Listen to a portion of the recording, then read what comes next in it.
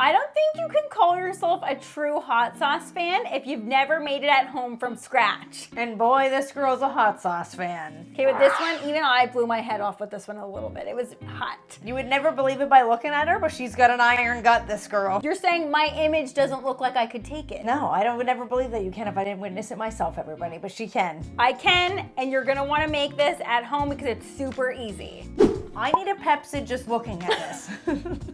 Me too, because I already know what it tastes like. This stuff is hot. It looks potent. I like the chunky texture. I like that it's not like super liquidy. Me too, and do you like that it is a smoked hot sauce? So we're cooking this on the Ninja Woodfire Grill.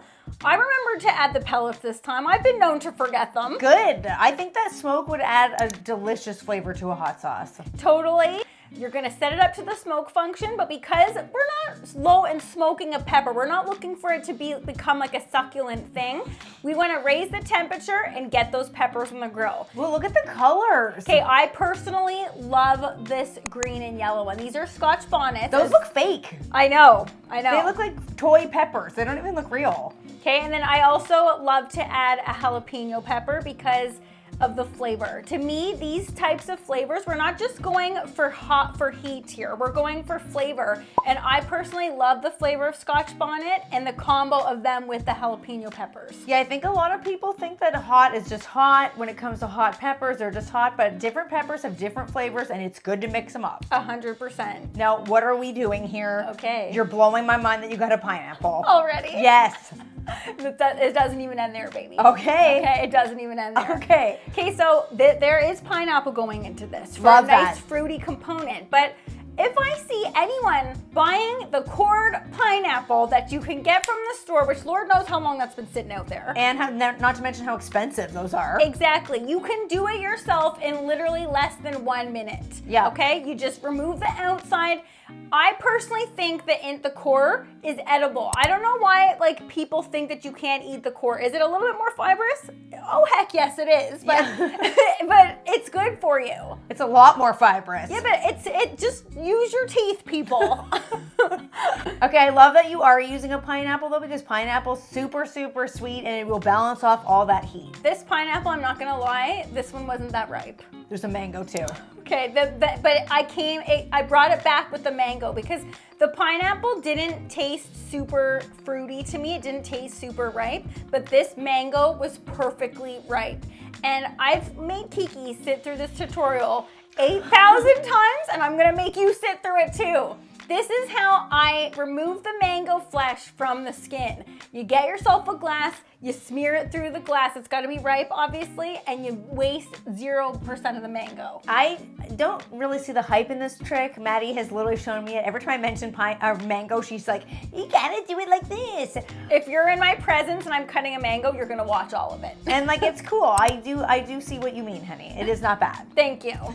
Okay, so you can see the rest of the ingredients going in. You got some white onion, you got some cumin, I did the fresh garlic for you. Oh! I did. I'm surprised. Do you own fresh garlic?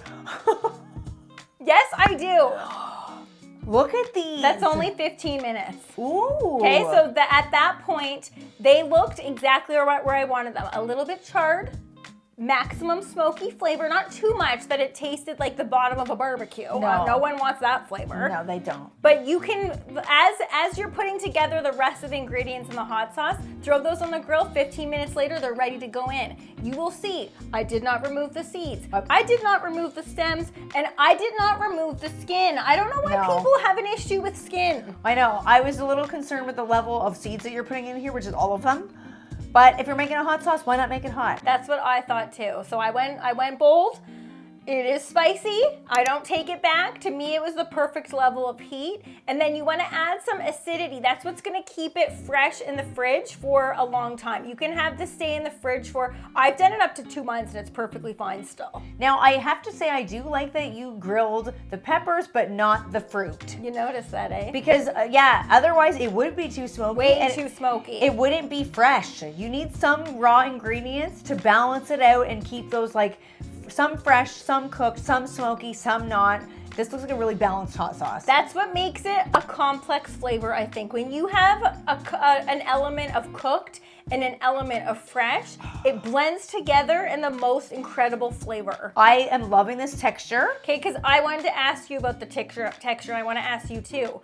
I personally felt like I could have run my hand immersion blender through it. It's a little bit chunky. So you're saying it's too chunky for your liking? I think it's a good consistency. Okay, see, like, it's hot. You know it's hot when you're like, everyone's done this. You try something and you're like, it's fine, I can take it. Then all of a sudden it builds and you're like, oh no. Yes, and you don't know how to back yourself out of that? Yeah. But yeah, the reason why, see, look, it's a little bit gloopy. I like that.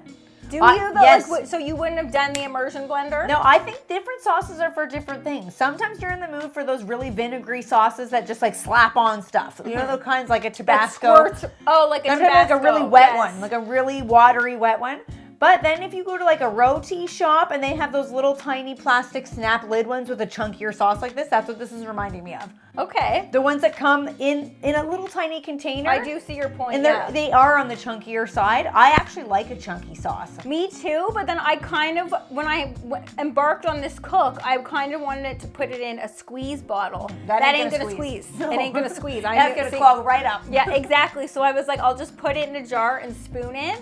But I'm not mad at it either way. The flavors are incredible with this homemade hot sauce, and it's literally under 10 ingredients. Like, it's literally what we call a dump and blend, basically. Yeah. And note on the hot sauce too, if you are blending it and you're using it in a blender that you blend other things in, if you do make a lot of hot sauces, maybe get a blender specifically designated for hot sauce because it stays hot as many times as you want to wash that out. And garlicky. It tends to stay hot and garlicky. But I have a little hack for you. I didn't film this. I should have. What is it? Because this is what I always do. Now we're not going to believe you. But what I normally do in my blender and my food processor, let it get your water screaming hot. Mm-hmm. Add in some dish soap and then some baking soda, and it takes the smell out. Ooh. It takes the heat out.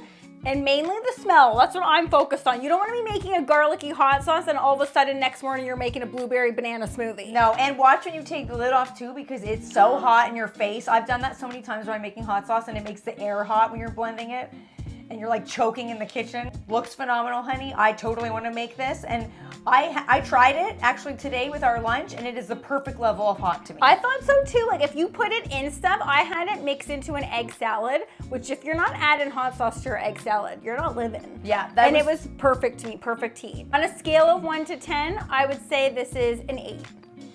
I would say it's like a 7.